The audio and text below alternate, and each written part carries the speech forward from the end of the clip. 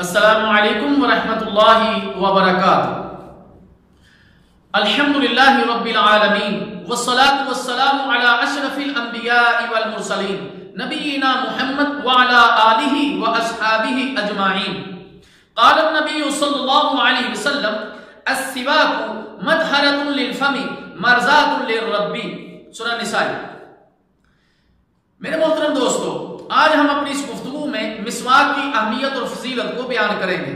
رسول اللہ صلی اللہ علیہ وسلم نے فرمایا مسواک منہ کی صفائی اور اللہ تعالیٰ کی رضامندی کا سبب ہے، اور رسول اللہ صلی اللہ علیہ وسلم نے ارشاد فرمایا اگر میں اپنی امت پر مشقت محسوس نہ کرتا تو میں انہیں ہر نماز کے ساتھ مسواک کا حکم دیتا۔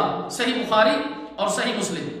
بی بی سیدہ عائشہ الصدیقہ رضی اللہ تعالی عنہا فرماتی ہیں نبی مکرم صلی اللہ علیہ وسلم جب بھی گھر میں داخل ہوتے تو سب سے پہلے مسواک کیا کرتے تھے۔ صحیح مسلم۔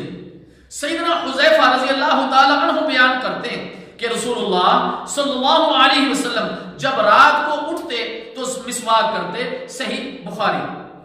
مسواک کے احکام۔ روزے کی حالت میں بھی مسواک کی جا سکتی ہے۔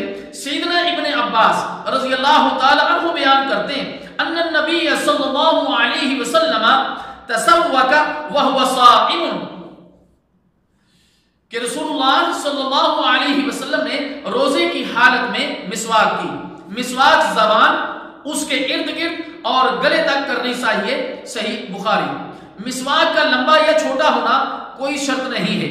بعض لوگ وضو کے بعد مسواک کرنے کو مکروہ خیال کرتے ہیں کیونکہ وہ سمجھتے ہیں کہ خون نکلنے سے وضو ٹوٹ جاتا ہے، حالانکہ خون نکلنے سے وضو ٹوٹنے کے متعلق کوئی حدیث موجود نہیں ہے، لہذا وضو کے بعد مسواک کرنے میں کوئی حرج نہیں۔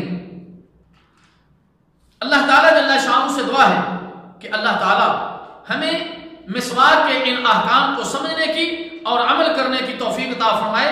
والسلام علیکم ورحمۃ اللہ وبرکاتہ۔